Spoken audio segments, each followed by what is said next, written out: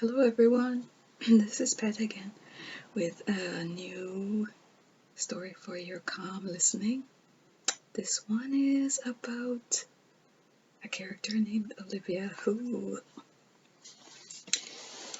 experiences some anxiety. And how did Olivia find a way to deal with it, solve it, work with it?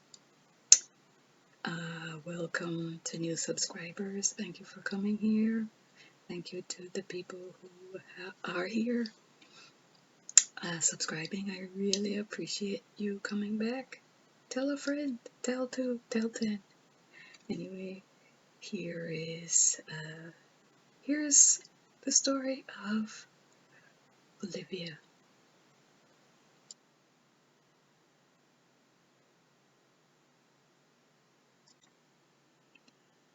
This is a story about Olivia. Olivia used to have a lot of courage when she was young. Used to go anywhere she wanted to go without having to think about what would happen when she got home. She was very optimistic and liked to dress in her own unique fashion style. She wore ankle socks no matter what the weather. It was her thing, she said. But when she got to high school, a group of girls who seemed friendly at first told her it was time to get rid of the ankle socks.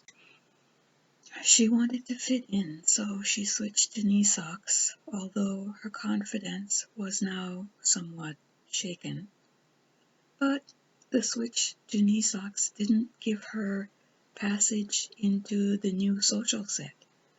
Moreover, those knee socks kept sliding down, and this was a distraction while also causing her to miss her ankle socks life.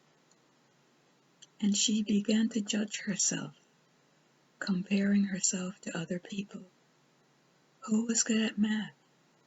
Who was good at geography?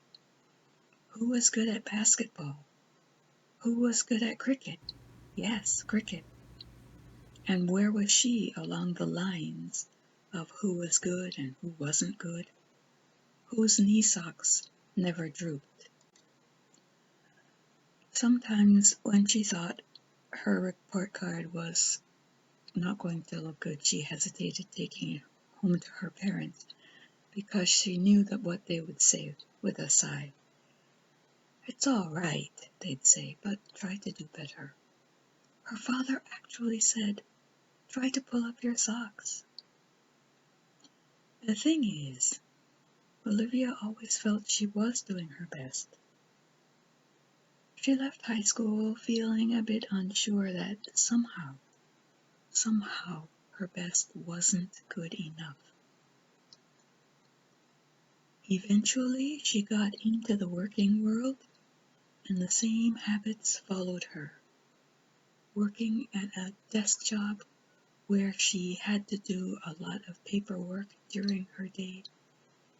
She wasn't always able to keep up with all the papers, but she kept it to herself, so she didn't know that other co-workers also had a hard time processing all the papers, because she'd become used to thinking everyone else would be doing the work better than she would. They were pulling up their socks. After a while, she just became so nervous about not being good enough that she became sad. Yes, sad. One day at work, while refiling a stack of documents, the walls in the filing room began to tilt inward, and Olivia felt a strong surge of panic. Or was it that Olivia felt a strong surge of panic and the walls seemed to begin to tilt in on her? If it had been a singular day, Olivia might have been able to forge on, but the surges returned. She had to stay home and rest for 3 months. take some time to care for her houseplants and summon up happy thoughts. Finally, one day, she got up and went to the kitchen sink because, after 3 months, you've got to do some dishes.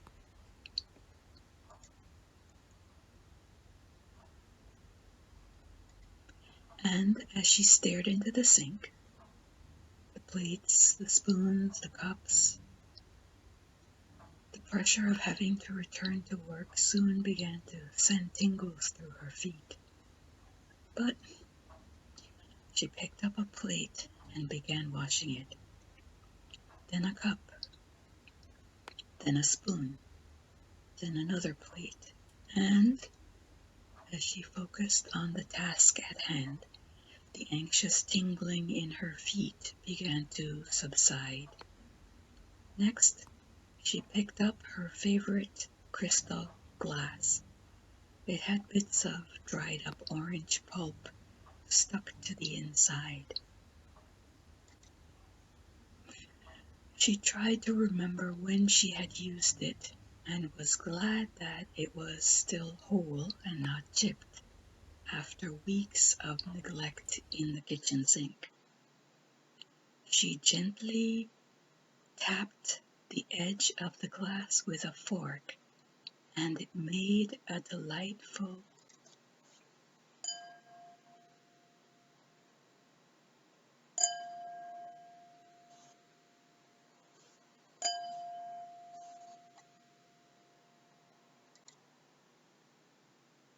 and a voice from within her responded, "It's all right. It's all right, and it's going to be all right." She washed her crystal glass. She washed one more dish and another spoon, a fork, and a glass. And as she washed this glass, it slipped from her hand and splashed into the sink. No, it didn't break, but dropping something so breakable jangled her nerves a bit. So she said to herself again, "Oh, it's all right, and it's going to be all right."